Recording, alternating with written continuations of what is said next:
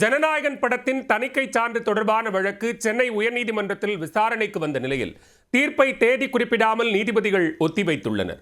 இருதரப்பு விசாரணையின் போது நீதிபதிகள் சரமாரி கேள்வி எழுப்பிய நிலையில் விசாரணை விவரம் என்ன? தாவேக தலைவர் விஜயின் கடைசி படம் என்று அறிவிக்கப்பட்ட ஜனநாயகன் பொங்கலை முன்னிட்டு கடந்த 9ஆம் தேதி வெளியாகும் என அறிவிக்கப்பட்டது. ஆனால் தணிக்கை சான்று வழங்குவதில் ஏற்பட்ட இழுபறியால் தற்போது வரை படம் வெளியாகவில்லை.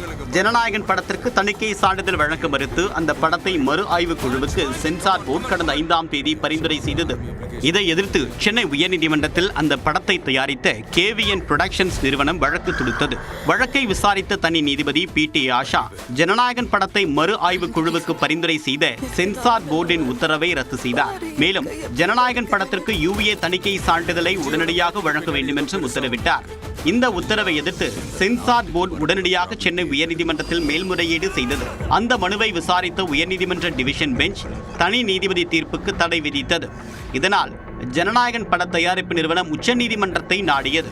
இந்த மேல்முறையீட்டு மனு கடந்த 15ஆம் தேதி உச்சநீதிமன்றத்தில் விசாரணைக்கு வந்தது. அப்போது இந்த மனுவை விசாரிக்க விருப்பமில்லை என்று கூறிய சுப்ரீம் கோர்ட் நீதிபதிகள் சென்னை உயர்நீதிமன்றமே ஜனவரி 20ஆம் தேதி இறுதி முடிவெடுக்க வேண்டும் என்று பொங்கல் அன்று உத்தரவிட்டு மனுவை தள்ளுபடி செய்தனர். இந்நிலையில் ஜனநாயகன் வழக்கு 20ஆம் தேதி செவ்வாய்க்கிழமை மீண்டும் சென்னை உயர்நீதிமன்றத்தில் தலைமை நீதிபதி MM ஸ்ரீவஸ்தவா மற்றும் நீதிபதி G அருள்முருகன் அமர்வில் விசாரணைக்கு வந்தது.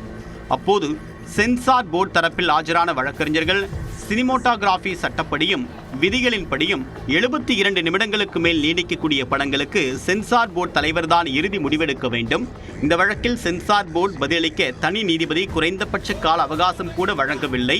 படத்தை 9ஆம் தேதி வெளியிட முடிவு செய்திருப்பதாகவும் 500 கோடி ரூபாய் முதலீடு செய்திருப்பதாகவும் கூறி சென்சார் போர்டிடம் உடனடி நிவாரணம் கோர முடியாது என்று தெரிவித்தனர். அப்போது பேசிய நீதிபதிகள் சென்சார் போர்டில் யார் படத்தை பார்த்தார்கள், சட்டப்படி படத்தை பார்த்து ஆய்வு செய்ய யாருக்கு அதிகாரம் உள்ளது என்று கேள்வி எழுப்பினர்.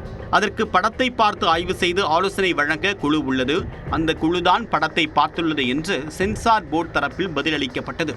இதையடுத்து மண்டல அலுவலர் படத்தை பார்த்தாரா என்று தலைமை நீதிபதி கேள்வி எழுப்பினார். அதற்கு அவர் படத்தை பார்க்கவில்லை, குழுவால் மட்டுமே பார்க்கப்பட்டது என்று தெரிவிக்கப்பட்டது. தொடர்ந்து தணிக்கை சான்றிதழ் வழங்குவதை நிறுத்தச் சொன்னது யார் என்று நீதிபதி வினவினார். அதற்கு பட தயாரிப்பு நிறுவனம் வழக்கு தொடர்ந்ததாலேயே சான்றிதழ் வழங்கக்கூடிய முடிவை நிறுத்தி வைத்தோம் என்று தெரிவித்தனர். இதைத் தொடர்ந்து பட தயாரிப்பு நிறுவனம் தரப்பில் மூத்த வழக்கறிஞர் சதீஷ் பராசரன் வாதிட்டார். அப்போது பேசிய அவர், படம் 9ஆம் தேதி வெளியிட முடிவு செய்யப்பட்டதால் அவசர வழக்காக விசாரிக்க தனி நீதிபதி முன்பாக முறையிடப்பட்டது. படத்திற்கு எதிரான புகார் தங்களுக்கு வழங்கப்படவில்லை. படத்தை மறு ஆய்வுக்கு அனுப்புவதாக தகவல் மட்டும் தெரிவிக்கப்பட்டது. அது சம்பந்தமான உத்தரவு வழங்கப்படவில்லை என்று புகார் தெரிவித்தார். மேலும் படத்தை பார்வையிட்ட குழுவினர் படத்தை பார்த்து முடித்ததும் தங்கள் கருத்துக்களை பதிவு செய்து பரிந்துரை வழங்க வேண்டும். மாறாக வீட்டுக்கு சென்றுவிட்டு 4 நாட்களுக்கு பிறகு புகார் அளிக்க முடியாது.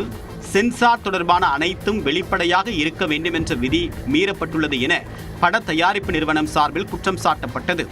மேலும் ஏற்கனவே நீக்கப்பட்ட காட்சிகளையே நீக்க வேண்டும் என்று புகார் அளிக்கப்பட்டுள்ளது. புகாரில் கூறப்பட்ட காட்சிகள் முன்னதாகவே நீக்கப்பட்டு விட்டன. சான்று வழங்குவது தொடர்பாக தகவல் தெரிவித்து விட்டால் 2 நாட்களில் சான்று வழங்க வேண்டும் என்று தயாரிப்பு நிறுவனம் தரப்பில் வாதிடப்பட்டது. மேலும் ரிலீஸ் தேதியை தெளிவுபடுத்தவில்லை என்றால் OTT தளம் தங்கள் மீது சட்ட நடவடிக்கை எடுக்கும் என்றும் பட தயாரிப்பு நிறுவனம் தரப்பில் தெரிவிக்கப்பட்டது.